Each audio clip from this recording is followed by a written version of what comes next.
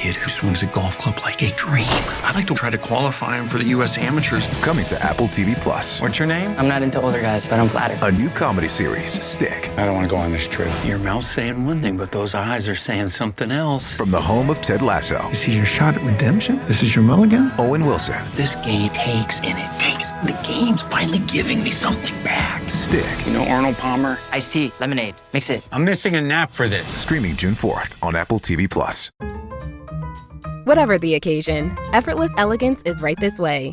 Because Hilton brings you new ways to stay courtesy of the Nomad London. And it doesn't stop at award-winning dining in a space draped in velvet and illuminated by vintage chandeliers. No, this day goes beyond with unparalleled personalized service and attentive hospitality. Oh, and did we mention the Nomad London can be booked using your Hilton Honors points at Hilton.com? Hilton, for the stay. Salut à toutes, salut à tous. On va enfin avoir des réponses à toutes les questions qu'on se pose sur ce Giro d'Italie. Les deux principales, est-ce qu'Isaac Del Toro est vraiment un candidat à la victoire finale ? Est-ce qu'il est capable de résister aussi bien à son équipier Juan Ayuso qu'à ses poursuivants Simon Yates, Richard Carapaz ou Antonio Tiberi ? Et puis l'autre question, c'est est-ce que Primož Roglič est capable de revenir dans la course, est capable de remporter ce Giro ? Il a plus de 3 minutes de retard sur Isaac Del Toro, 3 minutes 53 exactement, donc quasiment 4 minutes de retard, c'est énorme. Mais s'il y a un moment où il peut rattraper du temps, c'est bel et bien aujourd'hui, parce que là on est quasiment sur l'étape reine, une arrivée au sommet. On commence d'abord par l'ascension de Carbonare, 13 km à 5%, c'est la plus facile. Puis ça descend jusqu'à la montée de Candriey, 10 km à 7,5%. Nouvel passage de descente et de vallée avant l'ascension du Santa Barbara, 12,6 km à 8,3%. Plus ça va et plus c'est dur. Une nouvelle descente et enfin la montée finale de Brentonico et du Passo di San Valentino, 18 km d'ascension à 6,2%. Donc ça fait que monter et descendre, c'est infernal. Elle est longue en plus cette étape, 204 km. Et élément aussi important, il pleut des cordes. Il pleut des cordes, donc il faudra faire très attention dans les descentes. On espère qu'il n'y aura pas de chute. On espère que la course ne sera pas neutralisée, changée, voire annulée avec ces conditions météo très compliquées. Deux coureurs n'auront pas à affronter ces conditions. Alors évidemment, là, les sprinteurs qui commencent à se dire que c'est peut-être pas la peine d'insister.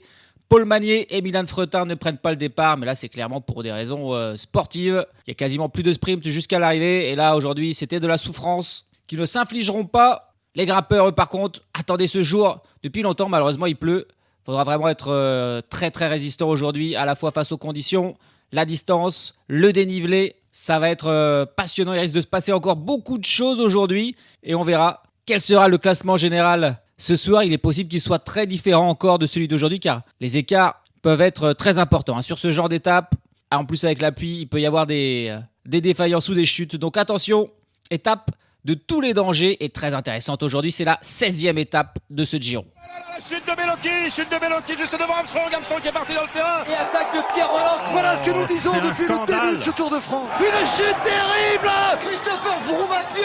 Mais quelle image du Tour. On n'a jamais vu ça. 100% cyclisme, le podcast du vélo en direct. Ça va Marion? Désolé.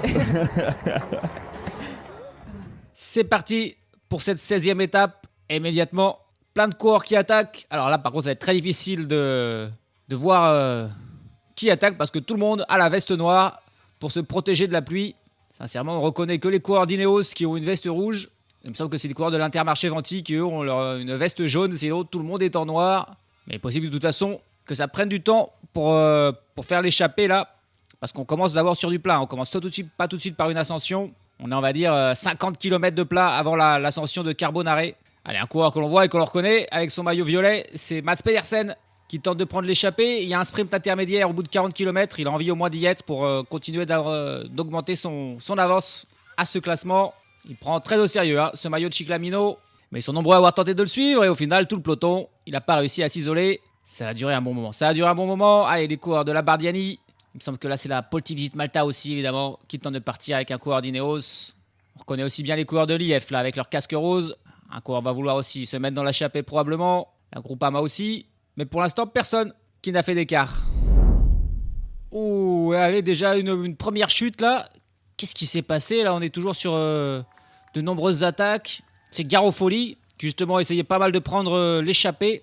C'est pas forcément dû à la pluie là, hein, parce qu'on n'était pas dans un virage, on était sur du droit. Je pense plutôt qu'il y a eu un touchage de roue. Et le vélo de Garofoli, il a traversé tout le peloton, il était plutôt aux avant-postes et heureusement ça n'a pas fait de domino là. Allez, on revoit il était tout en haut du peloton, Garofoli. Qu'est-ce qu'il a fait? Ouf. Oh, il fait un soleil. Allez, sinon c'est une glissade quand même, mais c'est pas du halo, c'est pas possible. Il y avait de l'huile là, il a d'un seul coup fait une énorme glissade et il a fait un soleil juste devant le peloton. Il était en train d'attaquer, de suivre une attaque d'un coureur d'Ineos.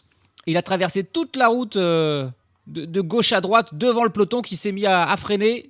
Derrière, en freinant, il y a quelques coureurs qui sont tombés, comme Tim Henrichsman. Mais beaucoup plus de peur que de mal. Ça aurait pu être beaucoup plus grave. Ça aurait pu être tout le peloton qui tombait parce que c'était vraiment aux toutes premières places. Garofoli qui fait un soleil tout seul. Les routes sont très très très humides. Et ça, c'est vraiment pas bon signe. On est parti depuis 8 km. On a déjà une chute sur un passage absolument pas dangereux.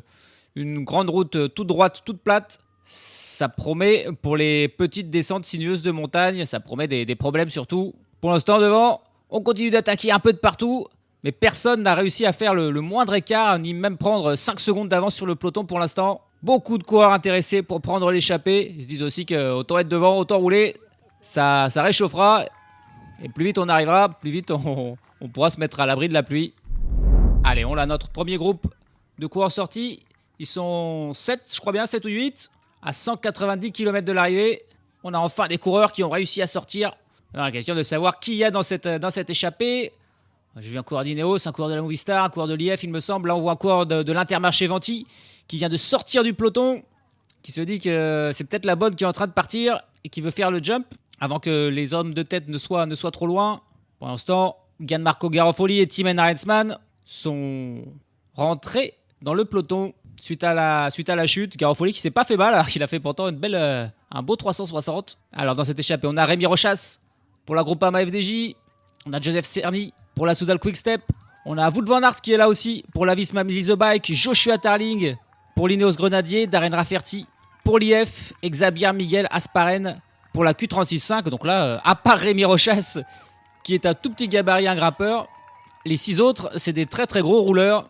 Qui c'est qui me manque? Il me manque un coureur. C'est John Baranechea pour la Movistar qui est aussi là. Ah, c'est pas Rémi Rochas, ça m'étonnait aussi. C'est Lorenzo Germani. C'est Lorenzo Germani qui est là pour la Groupama FDJ. Ça m'étonnait aussi de voir Rémi Rochas être sorti sur cette partie plate. C'est pas du tout son profil. Bon bah voilà, on a 7 coureurs et là 7 gros rouleurs qui sont sortis sur cette partie plate. Ils ont déjà 30 secondes d'avance sur le peloton. Et avec Tarling, avec Van Aert, avec Cerny, même Asparen qu'on a vu beaucoup travailler parfois en tête du peloton, on a vraiment un gros groupe de rouleurs. Alors par contre, dès que la pente va commencer à s'incliner, ça va devenir beaucoup plus compliqué pour eux de maintenir le peloton à distance. Mais là, sur ces parties plates, c'est le moment où ils pourraient prendre beaucoup d'avance. Et à noter que Mats Pedersen n'est pas devant.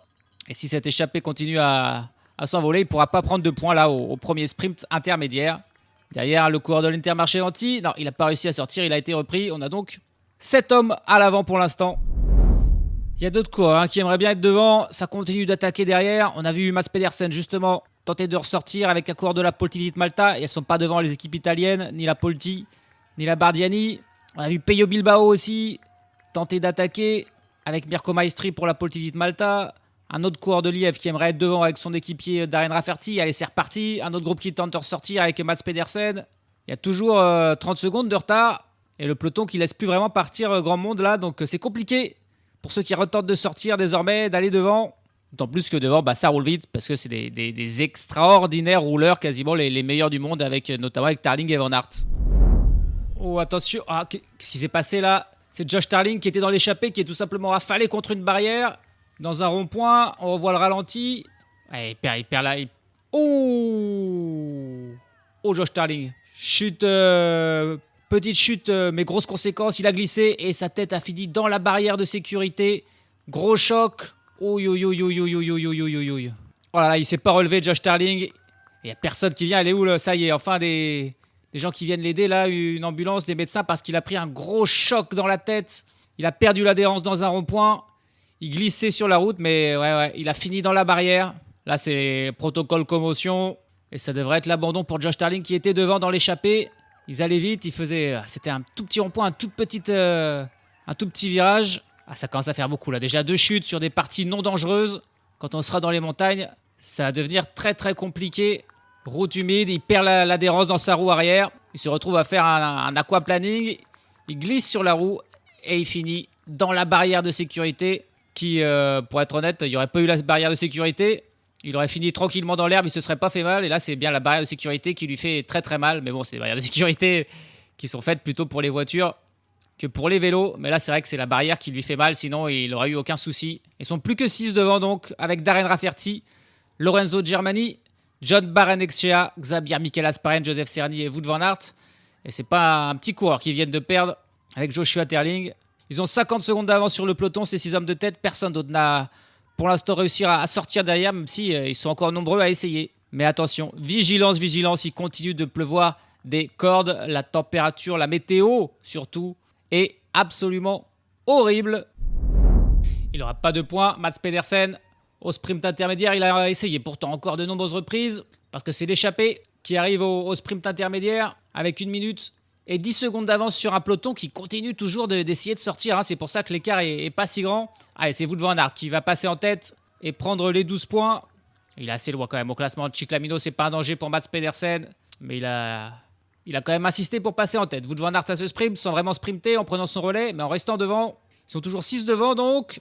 Il pleut toujours des cordes et je pense que ça sera comme ça toute la journée. Et des coureurs tentent toujours de sortir dans le peloton. Ils ont encore l'espoir de sortir. Là, c'est un coureur de la Poltivit Malta et un coureur de la Bardiani. Voilà, les 2 équipes italiennes qui veulent être devant, mais ils n'y arrivent pas. Et tiens, Mats Pedersen, on aurait pu penser qu'il abandonnerait maintenant que le sprint intermédiaire est perdu. Et ben non, il est encore là, il essaye encore d'y aller.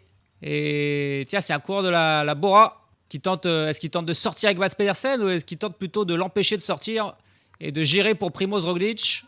J'ai plutôt l'impression qu'il gère le peloton là, le coureur de la Red Bull Bora Hansgrohe. On est à 161 km de l'arrivée.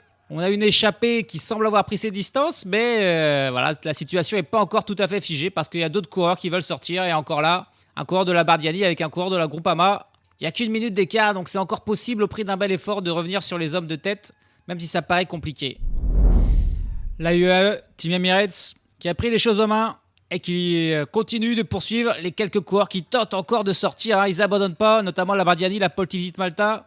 On voit aussi un coureur là de l'Astana avec un coureur de l'IF. Ça n'arrête pas, on est parti depuis 60 km. Et les attaques continuent pour tenter de rejoindre les 6 hommes de devant. Mais voilà, le coureur d'Astana là, qui fait un geste de dépit en voyant le train de la Team Emirates en tête du peloton revenir sur eux. Ils n'y arriveront pas à sortir.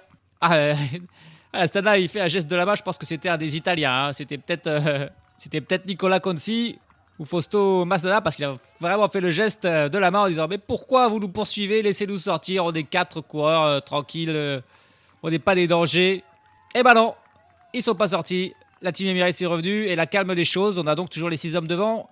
L'avance qui augmente, 1 minute 45. Ils font du très bon boulot devant malgré la disparition de Josh Tarling qui a du coup évidemment abandonné. Joshua Tarling, malheureusement, vainqueur d'étape sur ce Giro et qui n'ira pas plus loin suite à cette chute dans un rond-point.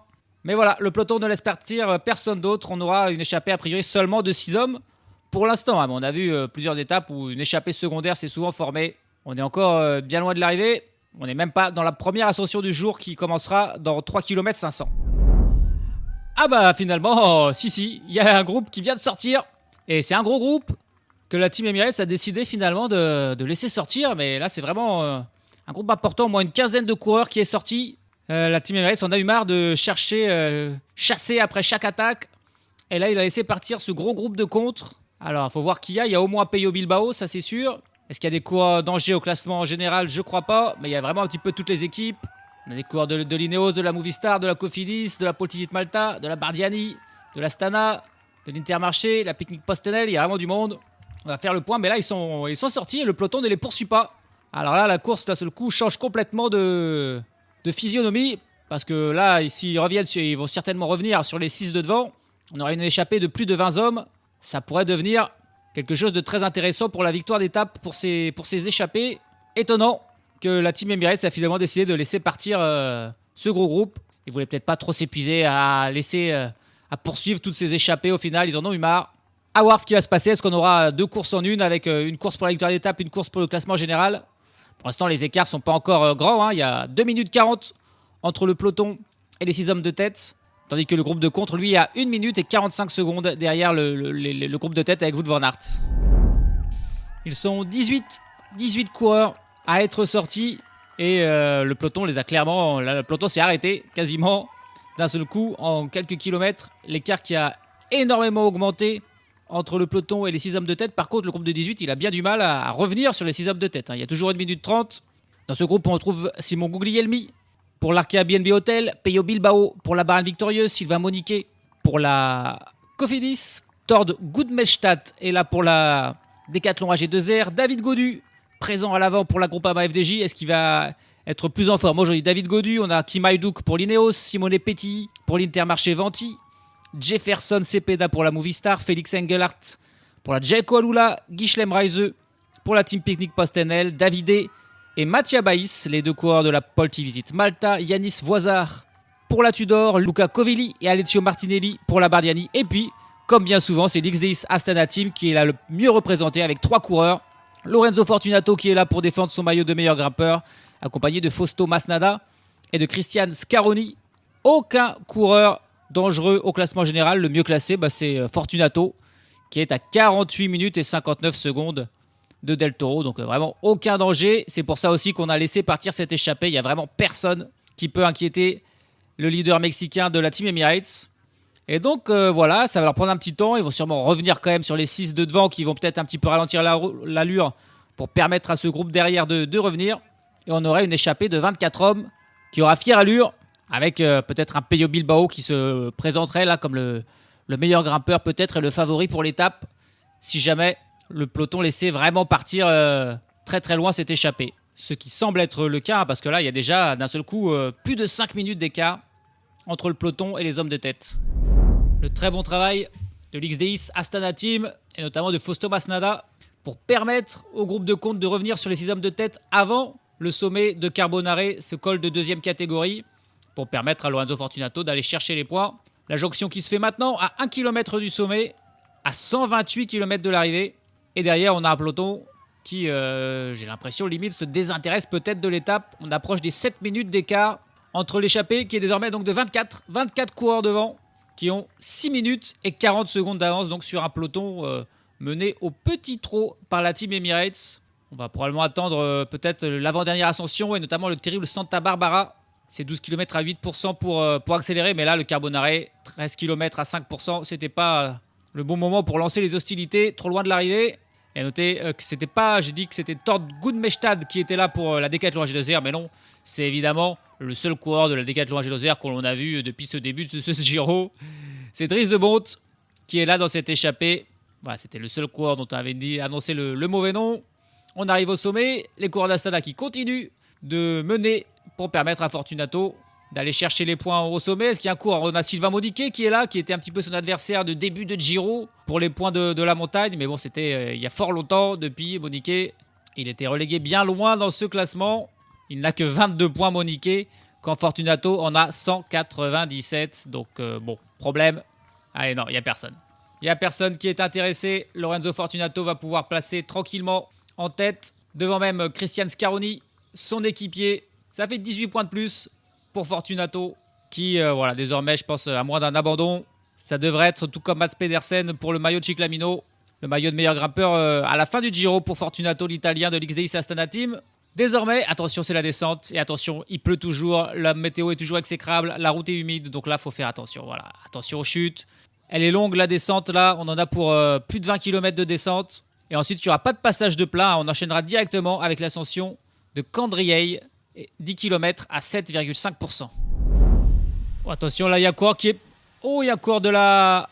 C'est qui ça? C'est un coureur de la... Oh, un coureur de la Bardiani qui est allé dans le fossé, là. Oh là là là là. Mais alors là, il faudrait quand même aller voir ce qui s'est passé. Il a glissé, il était en tête de l'échappée. Il a glissé. Et ensuite, il a fait comme Tarling, sauf que là, il n'y avait pas de barrière de sécurité, finalement. Et là, c'était dangereux parce que derrière, il y a un fossé. Il a fait un tout droit. Alors, j'espère qu'il a juste fini dans l'herbe en bas, dans les buissons, mais il y avait quand même une chute là. Il a glissé et ensuite il a fait une longue glissade de plusieurs mètres jusqu'à finir à l'opposé de la route. Il est passé sous la barrière, lui, et sous la barrière, derrière, ensuite il y avait le vide, il y avait le fossé, il y avait des arbres. On ne sait pas encore qui c'est. Est-ce que c'est Covilli ou Martinelli? Il me semblait bien que c'était un coureur de la Bardiani au vu du casque. Mais c'est très impressionnant. J'espère qu'il n'y aura pas de soucis. Qu'il y a quelqu'un on n'a pas d'image là, mais waouh. Il est possible qu'il ne se soit pas fait mal du tout. Parce qu'il a juste glissé sur la route. Et s'il a fini juste dans l'herbe, ça va. Mais il y a eu une chute. Et de combien de mètres était la chute derrière? Là, je ne sais pas. C'était chaud. C'est la 3e chute due à la pluie depuis le début. On est à 110 km de l'arrivée. 7 minutes d'avance pour les échappés. Et ça risque de ne pas être la dernière des frayeurs du jour. On est au pied de la seconde ascension de la journée. Le Candrier, 10 km à 7,5%. On est à 98 km de l'arrivée. Et l'écart qui vient de passer les 8 minutes. Ça sent vraiment bon pour l'échappée. Pour les 23 hommes de tête, ils sont plus que 23. Puisque c'est Alessandro Martinelli qui a disparu dans un fossé. Alors on l'a jamais revu. Mais on vient de nous apprendre son abandon. Je suppose donc qu'on l'a retrouvé. Qu'il n'est pas tout seul à gémir au fond d'un fossé et que ça va, il a au moins survécu. C'est déjà ça parce que c'était vraiment impressionnant. Il a vraiment disparu dans le fossé et on l'a plus jamais revu. Il a dû faire une belle chute, il abandonne. J'espère que c'est pas trop grave pour le coureur de la Bardiani. Je suppose que si sa vie était en danger, on nous le dirait, on nous mettrait au courant. En tout cas, voilà, ils sont plus que 23 devant, 23 coureurs de 18 équipes différentes. Hein. Ça fait du monde, il n'y a que 5 équipes qui ne sont pas représentées devant. C'est l'équipe de Primoz Roglic, la Red Bull Bora Hansgrohe, la Team Emirates de Ayuso et Del Toro. Et puis on a aussi l'Alpecin de Koenig, l'Israël Premier Tech et la Lidl Trek, qui pour une fois n'est pas à l'avant et ne pèse pas sur la course, la Lidl Trek. Mais voilà, à part ces 5 équipes, les 18 autres équipes ont au moins un coureur à l'avant au moment d'affronter et de commencer cette deuxième ascension de la journée, le Candriai. Du coup, on sent à 8 minutes, ça commence vraiment à sentir bon pour l'échappée. On regarde un petit peu les meilleurs grimpeurs. On voit Peyo Bilbao, on voit David Gaudu, on voit pourquoi pas Jefferson Cepeda pour la Movistar. Girsch Lemraze aussi pour la Picnic Postenel est un bon concurrent. Voir Yanis Voisard pour la Tudor. Évidemment, Fortunato ou Scaroni pour l'Astana. Voilà un petit peu ceux qui semblent être les meilleurs grimpeurs de ce groupe. Pourquoi pas Simone Petilli aussi pour l'Intermarché Venti, qui a un profil de grimpeur. C'est vraisemblablement dans cette échappée et un de ces coureurs qui devrait s'imposer aujourd'hui, même si la route est encore très longue et qu'il peut se passer encore beaucoup de choses. Quand le peloton va commencer à se réveiller, évidemment, l'écart va très vite commencer à fondre également. Et il y a une chute là encore, cette fois-ci c'était dans le peloton. Ça impliquait Carapaz, ça impliquait Roglic. Qu'est-ce qui s'est passé encore là? C'est encore dû à la pluie évidemment. Les routes sont toujours trempées. C'est reparti pour Carapaz, mais pas pour Primoz Roglic. Oh, ça sent la chute de trop. Ça sent la chute de trop pour Primoz Roglic, qui n'est pas reparti. On nous le montre vers sa voiture. Ah bah ouais, ok, bah c'est l'abandon. C'est l'abandon pour Primoz Roglic. Alors il n'a pas l'air d'être extrêmement blessé, hein, il est debout, mais je pense que c'est l'accumulation. Il a compris qu'il n'a plus aucune chance de gagner le général et il en a marre. Ça lui est déjà arrivé ça, des abandons un peu comme ça pas de dépit, hein. Il a mal, il s'est fait mal, mais voilà, il pourrait peut-être continuer, mais non, c'en est trop pour Primoz Roglic, qui abandonne. Alors, le premier tournant là dans cette course, il y a déjà eu des chutes importantes avec Tarling et Martinelli, mais là c'est au tour de Roglic, qui rentre dans la voiture et qui abandonne. C'était le favori, ancien vainqueur de ce Giro. Il abandonne alors que pour Richard Carapaz, ça a l'air d'aller, il est reparti. Il est de retour dans le peloton et il n'a pas l'air de s'être fait trop mal. Par contre pour Roglic, c'est la fin. Alors encore une victime de la pluie là, et c'est pas n'importe qui, c'est Primoz Roglic. La Team Ineos Grenadier qui a décidé de durcir la course, pas impressionné par les différentes chutes, et l'écart qui est en train de fortement diminuer avec l'échappée, plus que 7 minutes. C'était monté jusqu'à 9, désormais il n'y en a plus que 7. Cette accélération a aussi fait pas une victime, mais va coûter un petit peu à Juan Ayuso, parce que Juan Ayuso, on ne sait pas trop pourquoi, est redescendu à sa voiture. Il n'a pas été pris dans la chute qui a entraîné l'abandon de Roglic, mais il allait à sa voiture, il avait des problèmes avec ses gants, je ne sais pas trop, avec ses mains. Et c'était juste au moment où Ineos a accéléré, et s'est retrouvé d'un seul coup 1 minute 30 derrière. Et là, il y a eu d'abord personne qui l'a attendu de son équipe. Finalement, Igor Arrieta est venu l'aider, et en train de le ramener, mais ça lui a mis un gros effort à Juan Ayuso. Et surtout, on aura bien vu que son équipe s'est pas empressée d'aller le chercher. On sent bien qu'Isaac Del Toro est devenu le véritable leader peut-être de cette équipe. Mais aux Grenadiers, qui roule fort en tête du peloton, je pense pas que ce soit forcément pour revenir sur l'échappée, c'est déjà pour durcir la course. En attendant une attaque d'Egan Bernal, peut-être pas dans cette ascension, mais dans la prochaine. Tester Isaac Del Toro. C'est la seule manière de voir ce que le Mexicain a dans le ventre. Il y a 40 points de plus à prendre au sommet de cette ascension de Candrier, col de première catégorie. Astana. Les 3 coureurs d'Astana aux 3 premières places de l'échappée. Lorenzo Fortunato qui devrait tranquillement continuer d'augmenter son avance. Il se retourne là, il a vu que Simone Petilly était en danseuse. Mais Petilly lui a fait un nom de la tête en disant non, t'inquiète, je suis pas là pour attaquer, reste tranquille. Et il reste tranquille, Fortunato. Il prend la tête tranquillement devant ses 2 coéquipiers, Masnada et Scaroni, qui vont en plus les points qui restent a priori. On a vu là les 2 coureurs d'Astana qui ont même un petit peu bloqué la route à Petilly, qui voulait juste suivre tranquillement. Fortunato qui passe en tête devant Scaroni et Masnada.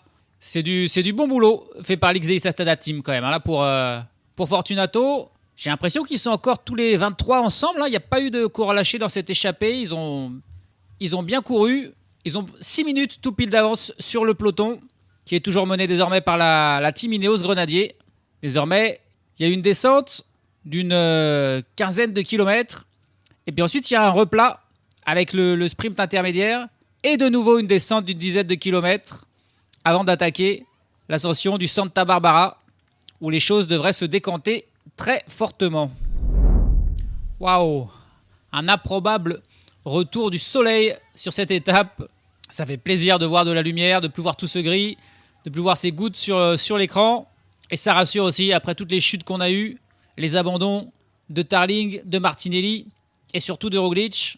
A priori, le risque désormais de chute à cause de la pluie est derrière nous. Ah bah c'est pas possible, il y a une chute. Ah bah je dis ça, il y a une chute et c'est Bernal.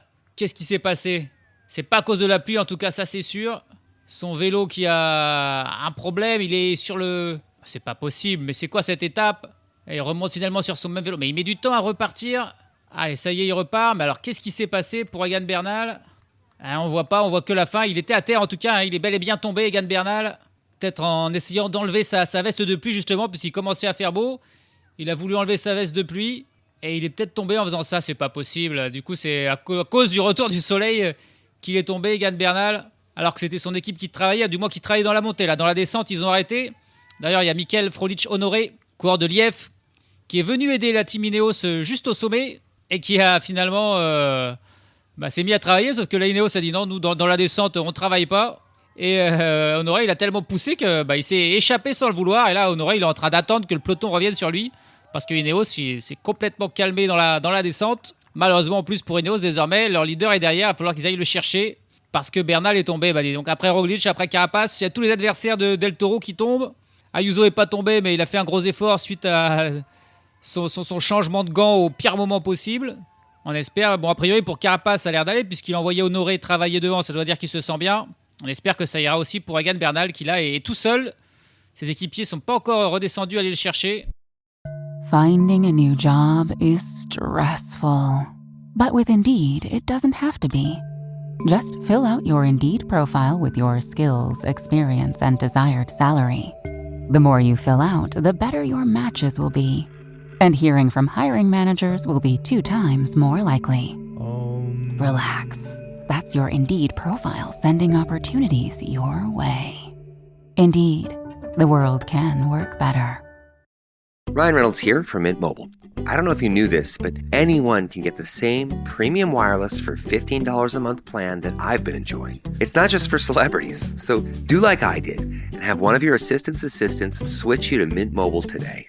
I'm told it's super easy to do at mintmobile.com/switch. Upfront payment of $45 for 3-month plan, equivalent to $15 per month required. Intro rate first 3 months only, then full price plan options available. Taxes and fees extra. See full terms at mintmobile.com. Tiens, il a un souci pour Isaac Del Toro. Là, ça change. Bon, c'est pas une chute, il a juste peut-être une crevaison, je crois. Il est reparti juste dans la roue d'Egan Bernal qui revient tout juste dans le peloton. Devant, les échappés, l'écart a beaucoup augmenté depuis que l'Ineos Grenadier a fini son boulot. L'écart est monté à 7,40.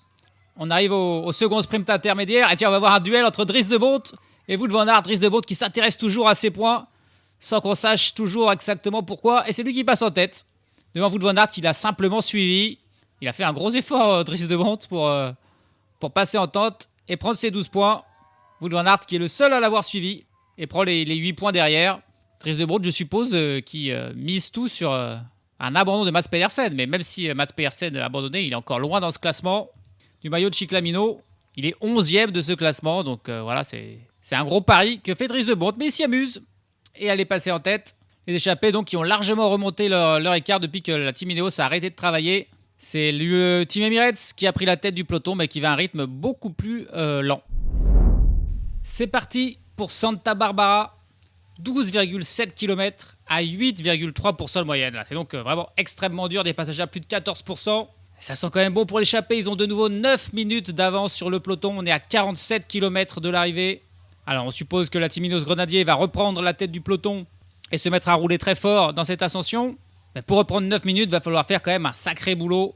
Parce qu'il y a des beaux coureurs devant. Il y a du Bilbao, il y a du Cepeda, il y a du Fortunato, du Gaudu. Donc ça promet.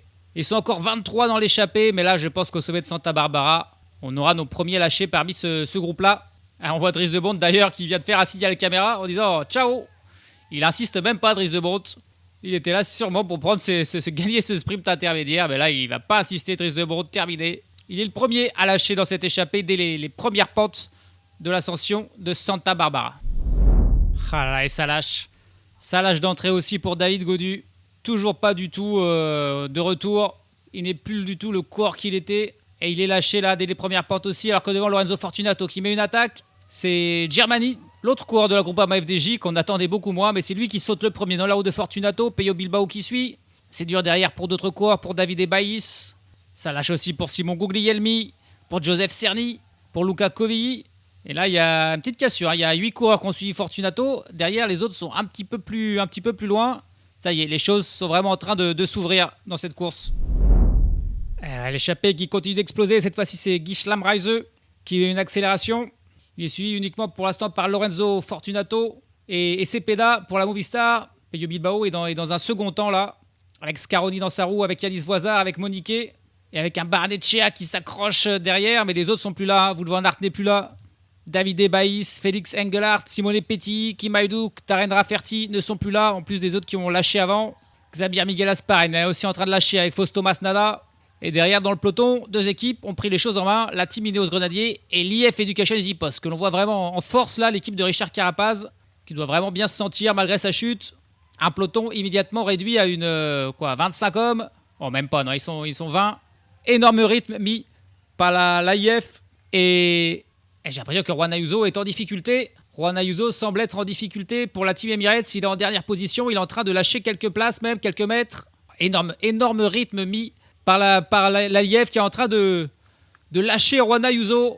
Bon, bah voilà, si on se demandait encore, s'il y a une petite interrogation sur qui était le leader, on l'a plus. Ayuso en train de craquer, alors qu'il y a encore 20 coureurs dans le peloton. L'écart qui a diminué avec l'échappée, évidemment, hein, mais il y a encore 7 minutes. Ils ont repris 2 minutes là depuis le début de l'ascension, mais 7 minutes, ça paraît encore suffisant peut-être pour l'échapper. Alors que Juan Ayuso, lui, est en train de lâcher en compagnie de Tim Henrensman et de Afonso Eulalio de la Bahrain Victorious. Et là, il n'y a plus personne qui l'attend. Bien sûr, Ayuso, Adam Yates qui est encore devant. Je crois que Rafał Majka aussi, ils ne vont pas l'attendre. Gros coup dur là pour Juan Ayuso qui était venu comme le leader, comme le gros favori. Et qui est en train de dire adieu tout simplement au Giro. On s'attendait à un duel Roglic-Ayuso. En ce début de ce Giro, les deux sont en train de dire bye bye. L'un a déjà abandonné et l'autre est en train d'être lâché. Par contre, Del Toro est toujours là, très bien placé. En 3e position, Adam Yates et Rafał Majka sont toujours là. On voit toujours Derek G, Simon Yates aussi, qui est le 2e du classement général à Simon Yates. Carapaz et Bernal, Tiberi sont encore là. Il y a un cours, est-ce que c'est Max Poole probablement qui est là pour la pique-nique post-NL. Michael Storer aussi, que je vois encore là.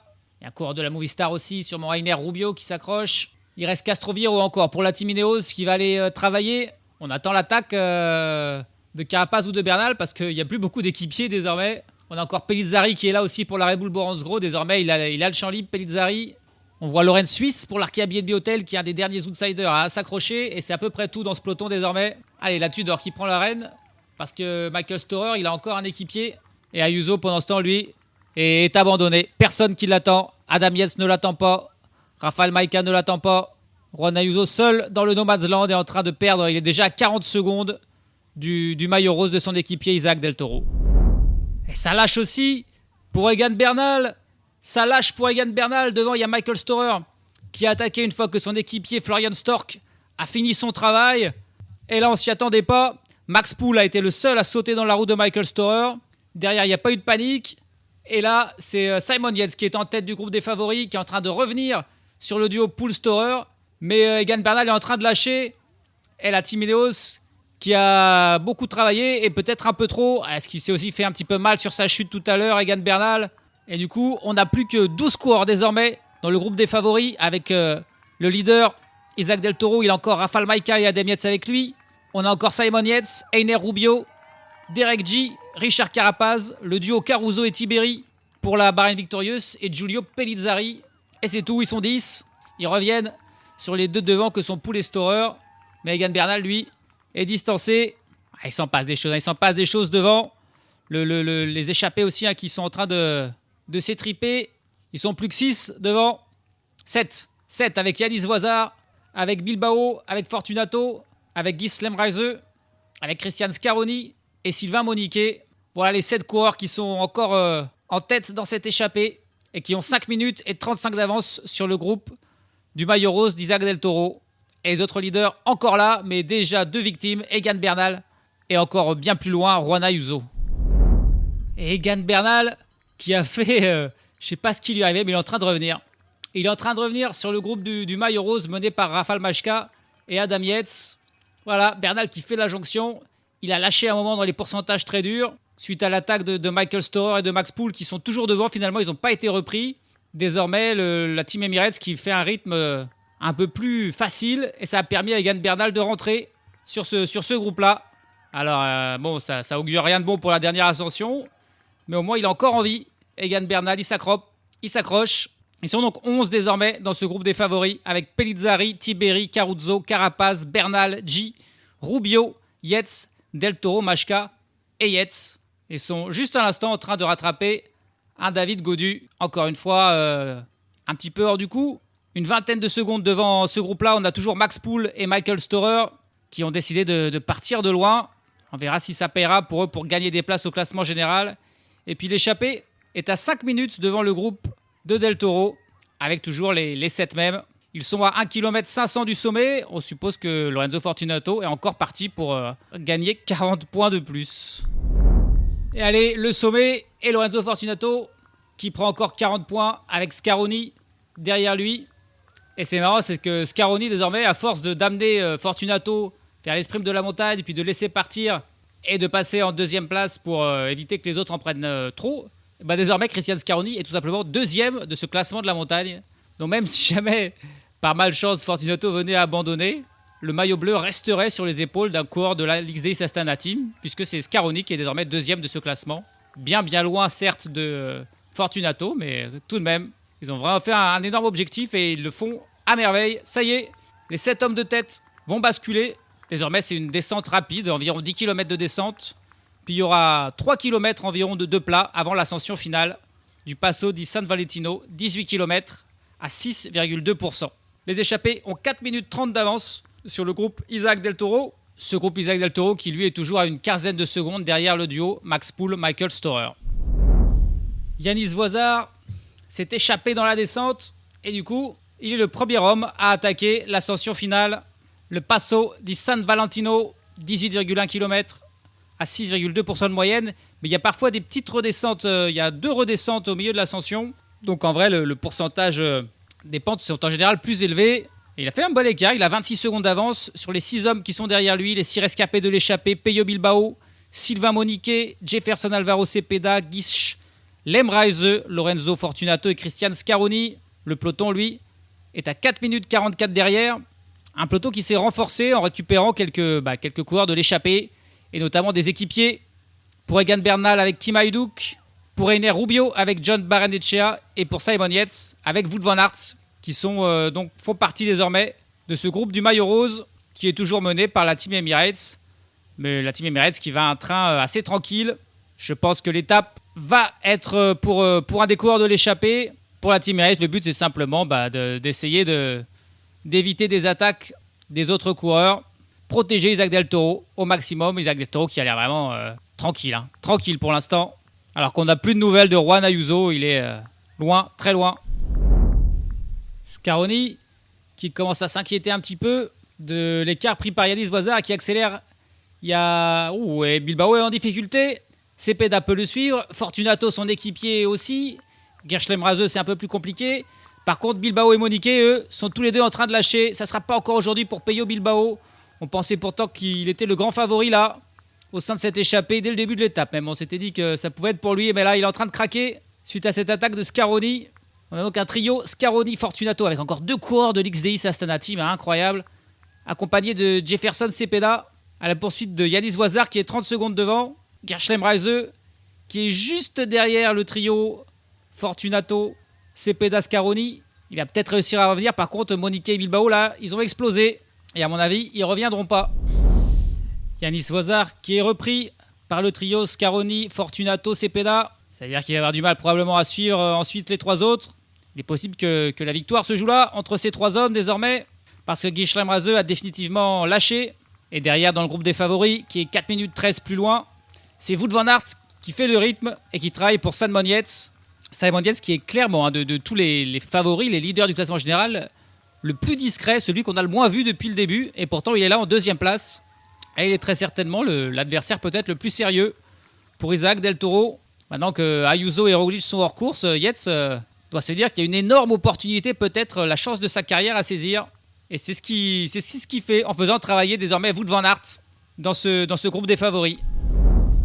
Wout van Aert a fini son travail. Là, il sait ce qu'on appelle se garer. Il fait des zigzags, il est complètement arrêté. Terminé. Et là, il y a une attaque pour Giulio Pellizzari. Pellizzari, s'il veut gagner l'étape, c'est maintenant ou jamais. Il a 3 minutes 30 de retard, encore 11 km. Il faudrait qu'il fasse un énorme effort pour Giulio Pellizzari.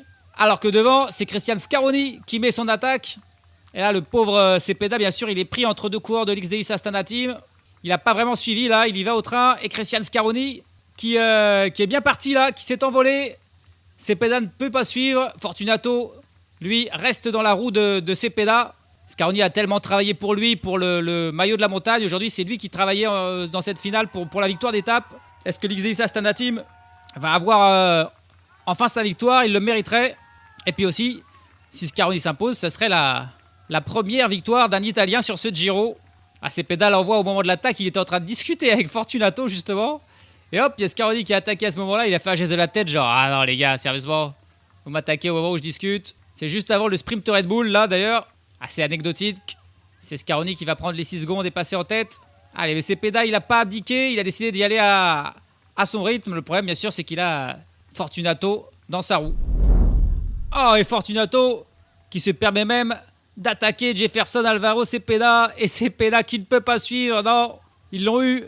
Les coureurs de l'XDI Astana Team 1 et 2. Et voilà Fortunato qui est parti à la poursuite de son équipier Christian Scaroni. Alors ensuite, s'ils sont tous les deux ensemble, comment ils vont se décider, je sais pas. Mais il est bien sorti là, Lorenzo Fortunato. Ah, il revient à grande vitesse sur Christian Scaroni. Lequel des deux est le plus fort désormais? Est-ce qu'ils vont s'entendre? C'est possible. Mais Cepeda semble hors course. Et là, ça sent très très très bon pour l'XDI Astana Team désormais. On est à 8 km 600 de l'arrivée. Allez, qui est le premier? C'est Simon Yates. Le voilà le premier à attaquer. Et Isaac Del Toro immédiatement dans sa roue. Facile. Richard Carapaz qui suit aussi. Et c'est tout pour l'instant. Derrière, c'est Ener Rubio pour la Movistar qui mène les autres. Avec Tiberi Caruso, avec Derek G, avec Egan Bernal qui est en dernière position, qui on sent est en difficulté. Max Poole, lui, a été un tout petit peu distancé. Alors que Michael Storer, lui, est bel et bien encore là. C'est Derek G finalement qui a pris la tête et qui est en train de revenir un petit peu sur le trio Yates, Del Toro, Carapaz. Del Toro, il est facile, il suit. Encore une fois, il ne contre pas alors qu'on a l'impression qu'il pourrait. Derrière, ouais, c'est un nouveau trio. Derek G avec Michael Storer et Ener Rubio qui va revenir sur Yates, Carapaz et Del Toro. Et un peu plus loin, on a le groupe avec Egan Bernal et avec Tiberi et Caruso en compagnie de Rafał Majka et d'Adam Yates. La première attaque, on l'attendait, elle est venue de Simon Yates, mais elle n'a pas du tout mis en difficulté Isaac Del Toro. Faut continuer, faut continuer si on veut le déstabiliser, ce Mexicain. Faut que Carapaz en mette une. Derek G peut-être est le seul autre coureur capable de tenter quelque chose. Tous les autres sont vraiment à la rupture. Tiberi notamment, est lâché, il n'est pas là. On a 6 coureurs devant désormais avec Yates, Del Toro, Carapaz, G, Storer et Rubio. Ouais, Storer et Rubio, c'est en train de lâcher. Storer et Rubio, ils sont à la rupture aussi. Ils vont être plus que 4 devant à mon avis. L'élastique n'a pas encore cassé, mais ça ne saurait tarder, je pense, pour ces deux coureurs-là. Alors que derrière, Egan Bernal et Antonio Tiberi sont ensemble, tenter de limiter la casse. Mais ils sont aussi en train de perdre du temps. Et allez, au tour de Richard Carapace d'en mettre une. Et cette fois-ci, ça peut pas suivre. Et cette fois-ci, ça suit pas pour Del Toro. Non, il réagit pas. Simon Yates non plus. Derek G non plus. Richard Carapace qui est sorti. Ah là, là c'est quelque chose qui se joue là. La sortie de Richard Carapace dans son style caractéristique, très rapide, très puissant. Allez, il y a Derek G qui finalement sort à son tour. Et Del Toro qui ne peut pas non plus suivre l'accélération du Canadien Derek G. Oh là, c'est fort ce qu'est en train de faire Richard Carapace qui est superbement sorti. Et qui a lâché, il a lâché Del Toro. Del Toro, il est d'ailleurs dans la roue de Simon Yates, hein, c'est pas lui qui roule, il est en difficulté, Isaac Del Toro. Il est en difficulté, c'est la première fois depuis le tout début de ce Giro qu'on le voit souffrir et il reste dans la roue de Simon Yates qui ne peut pas suivre non plus le rythme. Et Carapace qui s'est envolé, on le voit, il a la grimace et la grinta, l'équatorien qui est sorti et qui a fait un bel écart. Derek G est intercalé entre lui et le duo Yates Del Toro. Il est parfaitement sorti, on est à 5 km de l'arrivée. Ouais, derrière, Michael Storer est même revenu. Michael Storer est revenu sur le duo Yates Del Toro. C'est bien la preuve que ça va pas. Et allez, Simon Yates qui met une attaque. Del Toro, cette fois-ci, arrive à suivre l'attaque de Simon Yates, mais difficilement. Et du coup, ouais, Simon Yates, il en avait marre que le leader le suive. C'était pas normal, c'est à lui de travailler. Et du coup, Simon Yates, ça y est, se met dans la roue de Del Toro, qui doit travailler. C'est lui le leader, c'est lui le maillot rose. C'est le moment de prendre ses responsabilités. Mais il est clairement en difficulté. Ouais, les écarts sont déjà grands. On nous annonce déjà 40 secondes entre Carapace et Del Toro. Waouh. C'est le Giro qui est en train de se jouer là peut-être. Dans cette extraordinaire étape. Et pour la victoire d'étape, c'est pas encore non plus forcément fait. Hein. On est donc aux 5 km. Et le duo Fortunato Scaroni n'a plus que 2 minutes et 15 secondes d'avance sur Giulio Pellizzari. Hein, qui est toujours devant les autres favoris. Et Carapace revient, il n'est plus qu'à 20 secondes de Pellizzari. Donc il reste encore 5 km. Et c'est dur, c'est des forts pourcentages. Il y a aussi du suspense là. Waouh. Étape complètement folle. Est-ce que Carapace est capable de tout rafler là? Ce serait hallucinant. Et Del Toro, ça y est, qui lâche. Il lâche la roue de Michael Storer et de Simon Yates. Le jeune Mexicain, la Team Emirates qui est en train de tout perdre. Mais c'est incroyable ce qui se passe. Del Toro qui lâche, il n'a plus rien. 3 km 600 de l'arrivée. Il pourrait perdre énormément. C'était même pas une attaque, hein, c'était au train. Simon Yates qui roulait, Storer dans sa roue. Et Del Toro qui a fini par lâcher, il est seul, il est abandonné. Même si rien n'est fait, on verra les calculs à la fin. Waouh. C'est la première fois qu'il fait un tour de 3 semaines, Del Toro. Et là, il est en train de payer dans cette étape énormément dur et il reste encore au moins 3 étapes de ce type avant la fin, donc il peut se passer encore beaucoup de choses. Devant, Richard Carapace a rejoint Giulio Pellizzari, ils ont Gerschlemreis avec eux en passager et ils sont en train de travailler. Ils sont plus que 2 minutes de retard sur le duo Scaroni. Fortunato toujours en tête, par contre il doit avoir au moins 1 minute d'avance hein, sur Simon Yates et sur Michael Storer et encore un peu plus sur Del Toro. Ça devrait le faire quand même devant pour le duo Fortunato Scaroni, mais il fallait bien ça. Hein. Ils passent à l'instant sous la flamme rouge. Ils ont 1 minute et 40 secondes d'avance sur Richard Carapace, qui est toujours accompagné de Giulio Pellizzari et qui ne lui demande pas un relais. Hein. Pellizzari, il est calé dans sa roue et il s'accroche pour le suivre. Carapace est en mission, il n'a pas du tout l'air fatigué. Il bouge des épaules là comme il a l'habitude de le faire, fendant la foule déchaînée. Derrière, on a toujours Derek G intercalé qui fait aussi une très belle étape et qui va faire un superbe gain au classement général. Il était déjà 5e. Il va au moins passer 4e puisque Ayuso qui était 3e est complètement hors du coup. Et derrière, on a Simon Yates, toujours accompagné de Michael Storer aussi qui fait une très bonne performance. Les écarts, Derek G est à 25 secondes derrière Carapace. Simon Yates et Michael Storer sont eux à 50 secondes derrière Carapace. Par contre, Del Toro, lui, il est très loin. Il est accompagné d'Egan Bernal qui est revenu sur lui. Et il a déjà 1 minute et 30 secondes de retard sur Richard Carapace. Il est en train peut-être déjà il va peut-être bien perdre son maillot rose dès aujourd'hui, Isaac Del Toro. Et ça, on s'y attendait pas quand même. Hein. On s'y attendait pas. On s'attendait encore moins à la défaillance totale d'Ayuso. Mais en plus, celle de Del Toro derrière, c'est terrible pour la Team Emirates. Après que ça a été terrible aussi pour la Red Bull, hein, qui ont perdu Jay Hindley sur blessure, sur chute. Puis Primoz Roglic aujourd'hui. Et ben voilà, les 2 équipes favorites, les 2 armadas qui sont en train de s'écrouler aujourd'hui. Alors pour qui la victoire? Pour Scaroni ou pour Fortunato? A priori, ce serait plus logique que ce soit pour Christian Scaroni, puisque Fortunato, il a le maillot bleu de meilleur grimpeur sur les épaules. Il a déjà gagné en plus une étape sur le Giro, alors que pour Scaroni, ce serait évidemment une grande première. En tout cas, ça sera, c'est sûr, un Italien qui va gagner aujourd'hui, et c'est sûr, un coureur de l'XDI Astana Team. Ils sont rupteurs, hein. Ils sont rupteurs, c'est très pentu, je sais pas combien, c'est au moins du 9% là. Mais ils vont s'imposer. Pour l'instant, c'est toujours Fortunato qui est en tête. Est-ce qu'ils sont mis d'accord ou est-ce qu'ils vont sprinter On ne sait pas quand même. 200 mètres de l'arrivée, c'est toujours Fortunato qui mène devant Scaroni. Il se retourne pour voir où est son équipier, pour voir aussi s'il n'y a pas Carapace derrière. Et finalement, si, il va le laisser passer. Christian Scaroni qui va pouvoir s'imposer. Ils discutent, ils se prennent dans les bras. Mais c'est bel et bien Scaroni, ils se prennent main dans la main. Attention, faut pas se rater. Mais c'est bel et bien Scaroni qui passe en tête devant Lorenzo Fortunato. 1 et 2 pour cette XDX Astana Team. Absolument exceptionnel depuis le début de cette année tout simplement. Et derrière, ça arrive. Et tiens, Giulio Pellizzari qui a lâché Richard Carapaz finalement. Richard Carapaz qui souffre un petit peu dans ses derniers mètres après son énorme effort. Giulio Pellizzari qui était dans sa roue depuis un petit moment, qui l'a attaqué et qui va aller prendre la 3e place, Giulio Pellizzari. Mais il faudra compter sur lui dans les prochaines étapes de montagne, hein. Il veut venger Roglic. Il voudra remporter une victoire d'étape. Aujourd'hui, ils ont réagi un petit peu trop tard, la Red Bull Boranzro. L'écart de 9 minutes était trop grand à boucher. 54 secondes. 54 secondes derrière le duo Scaroni-Fortunato. Il n'y aura pas de seconde bonus du coup pour Richard Carapaz qui va faire 4e. Et la question, c'est est-ce qu'il va prendre le maillot rose? Ça va se jouer à pas grand-chose entre lui, mais aussi entre Yates et Del Toro. C'est un des trois. Mais franchement, là, c'est impossible de savoir lequel des trois.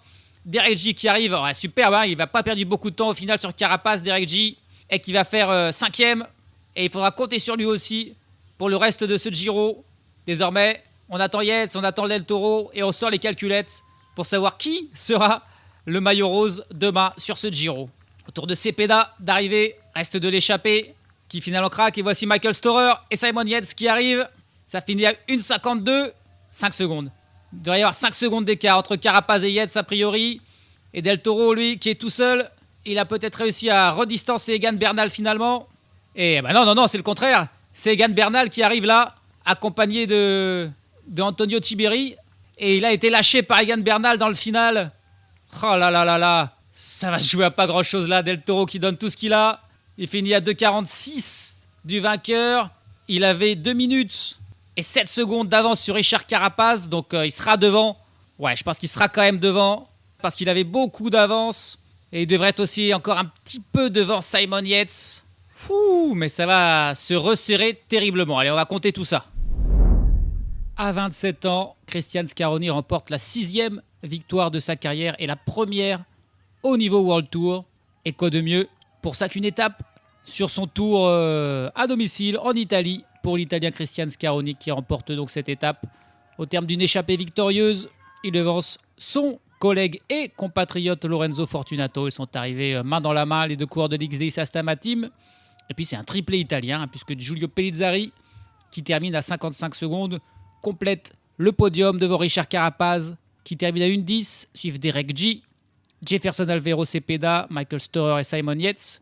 Et puis deux rescapés de l'échappée, hein, qui complètent le top 10, Girsch Lemreise et Yanis Voisard, qui termine juste devant Egan Bernal à 2 minutes 31. Isaac Del Toro, lui, termine 13e à 2 minutes 46. Des déceptions pour Antonio Tiberi, qui termine à 3,51. Hein, c'était en fait Damiano Caruso qui était dans la roue d'Egan Bernal et pas Tiberi qui termine plus loin que son équipier. Max Poole, 17e à 4,29. Thomas Pidcock, 19e à 5,53, perd beaucoup. Timen Arensman, 24e à 7 minutes 14. Il était dans le top 10 auparavant, l'ami Arensman. Et puis que dire de Juan Ayuso, qui termine très très loin, 35e à 14 minutes et 47 secondes. Donc là, on est sur une bonne vieille défaillance des familles. Il a complètement perdu pied, Juan Ayuso, et il perd toute chance de bien figurer au classement général, alors que c'était un des grands favoris pour la victoire finale. Le dernier du jour, c'est également un XDX Astana Team. C'est Nicola Conci qui a terminé dernier à 42 minutes et 59 secondes, mais qui a terminé heureux, puisque c'est son équipe qui s'est imposée avec Christian Scaroni. Les abandons, il n'y en a pas eu d'autres. Hein. Il y a eu les 3 surchutes de Joshua Tarling, d'Alessio Martinelli, dont on en sait un peu plus. Au final, il a fait une chute de 15 mètres. Hein. Derrière ce fossé, il a fait une énorme chute. Il s'est retrouvé inconscient donc dans le bas de la route. Il a été remonté sur civière, il a été transporté à l'hôpital, il va mieux. Il a repris connaissance et il va s'en sortir. Mais ça reste quand même une grave chute impressionnante pour le coureur italien de la Bardiani. Et puis l'abandon également donc de Primoz Roglic, le leader de la Red Bull. Roglic, Ayuso, hors du coup, ça rebat toutes les cartes.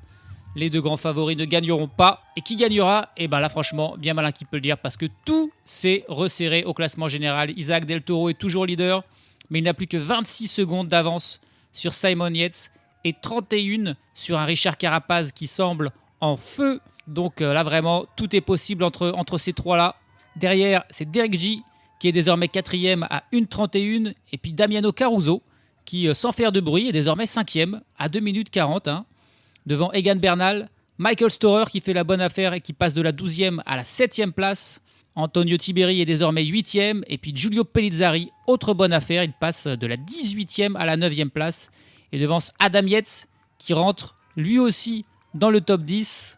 D'où sortent Timen Arensman, Juan Ayuso et puis bien sûr Primoz Roglic qui abandonne. Classement par points, Mats Pedersen est toujours largement leader devant Olaf Koy et Wout van Aert qui est désormais 3e de ce classement, lui qui a passé les petits sprints là en tête. Et puis au classement de la montagne, là c'est une folie. Lorenzo Fortunato à 319 points. Christian Scaroni est désormais son premier poursuivant, il a 125 points. 3e c'est Juan Ayuso avec 54 points. Donc là la messe est dite a priori pour ce maillot du meilleur grimpeur. Et puis au classement du meilleur jeune, Isaac Del Toro est toujours bien sûr leader et largement désormais. Il a 4 minutes et 7 secondes d'avance sur Tiberi et 4,36 sur Giulio Pellizzari, nouveau 3e de ce classement. Demain, nouvelle étape montagneuse mais un peu plus facile qu'aujourd'hui avec seulement 3 ascensions et un seul col de première catégorie, le Passo del Mortirolo, 12 km à 7,6% de moyenne et sera situé encore loin de l'arrivée, environ 50 km. Ensuite, il y aura la descente, puis un final plutôt plat avec seulement un col de 3e catégorie, le Moté, 3 km à 8%, qui sera situé à une dizaine de kilomètres de l'arrivée et le reste sera plat ou en descente.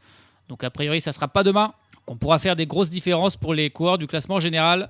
Il faudra attendre probablement vendredi et samedi pour que Simon Yates et Richard Carapaz aillent de nouveau titiller Isaac Del Toro.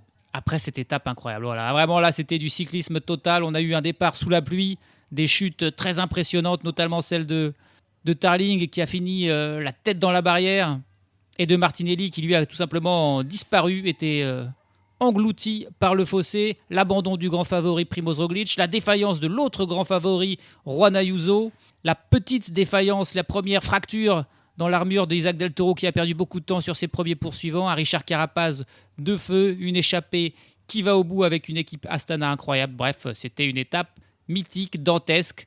On espère qu'on en aura d'autres et peut-être dès demain sur ce formidable et indécis Giro. Salut à tous, salut à toutes.